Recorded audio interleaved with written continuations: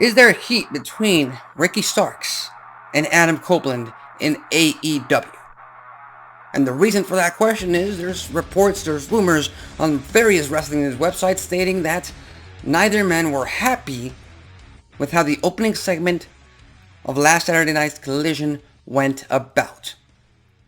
And let's try and break this down first and foremost. Adam Copeland called Ricky Starks a vanilla midget version of The Rock, which again it's a dig at Ricky Starks' amazing personality, character, mic work. Called him The Rock, entertaining. Vanilla midget, I mean, that's just it's an insult, of course, but they're rivals. Adam Copeland is supposed to be the babyface.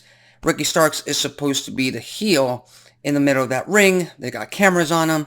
They're supposed to go all out. It's just in the middle of competition. And then Ricky Starks went ahead and replied with the fact that that comment, that insult towards him, sent him over the edge. And that was in reference to Adam Copeland's former WWE name, Edge. Nothing really to talk about there. But again, with how sensitive not only the world, but wrestling fans as well are nowadays, they want to go ahead and stir shit up as soon as possible. They want to start and build up this drama where there is no drama. Because first and foremost, Ricky Starks was not mentioning that infamous pay-per-view from 1999 where we tragically lost Owen Hart. He was not mentioning that. He did not reference that. He did not intend to do that. He was simply referencing Adam Copeland's former trademarked named by the rival company. Let's get that one thing straight. Number two, this back and forth of throwing them digs at each other, and then all of a sudden there's heat amongst them backstage and there's drama and all this bullshit. As far as I'm concerned, that's AEW's MO. That's been a very recurring thing with AEW over the past 2, 3, 4 years, and not only with CM Punk, but also with, I believe, Andrade and Sammy Guevara in the past, and a few others in the past, Britt Baker and Thunder Rosa. Again, it's been AEW's MO. Sometimes it's worked to benefit them, sometimes it's worked against them. It is what it is. You keep doing that. If you keep doing that enough times, you get the law of diminishing returns, and I think AEW should not go after that. But again, I do not think that there is drama, there is tension, there is heat between these two superstars because, number one, I think Adam Copeland is much smarter than that. He's a veteran of the pro wrestling industry, and I really, really exclusively doubt.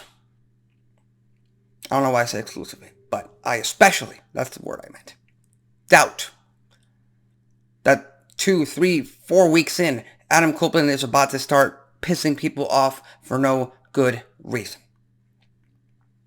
And again, this back and forth and calling themselves the vanilla midget version of The Rock and insulting themselves on TV in the middle of a live audience, in the middle of a live show, that's not something unheard of in professional wrestling. It's happened many times in AEW. It's happened many times in WWE. Hell, it happened in 2006, right after WrestleMania. Edge and Triple H. Hell, one of the most entertaining back and forths of all time. Back in, the year 2000, The Rock and Chris Jericho. And hey, did that back and forth insulting themselves derail either of their careers?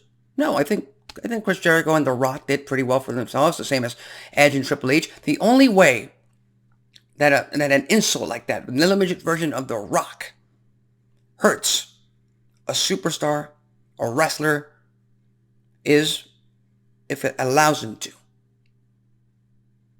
That's the only way it hurts them.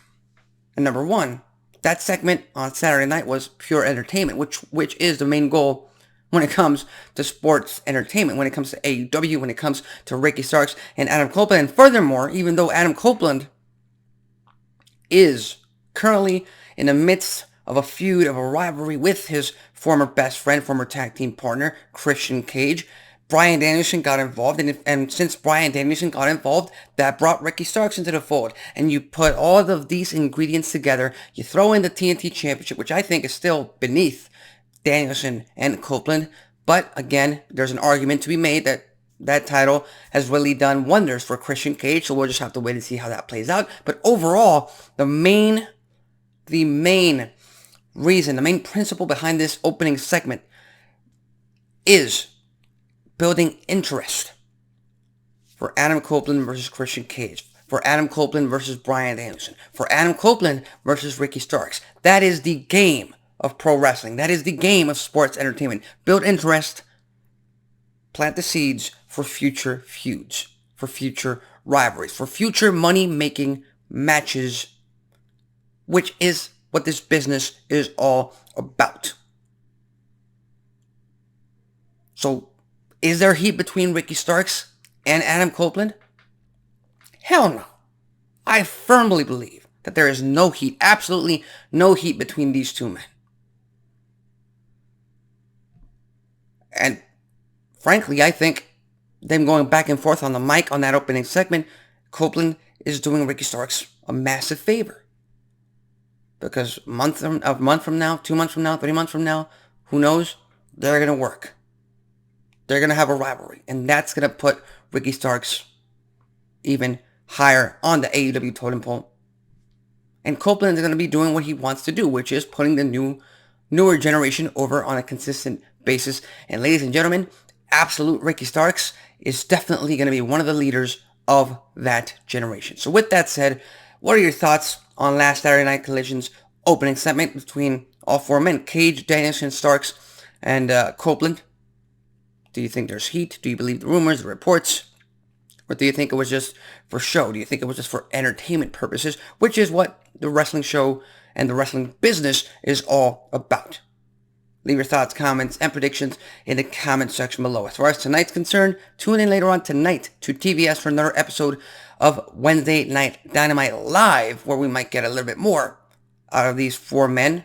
We'll see how they transition into the next few matches. We're nearing full gear in November. So again, tune in later on tonight to TBS for another episode of Wednesday Night Dynamite. My name is Alexis Carrillo.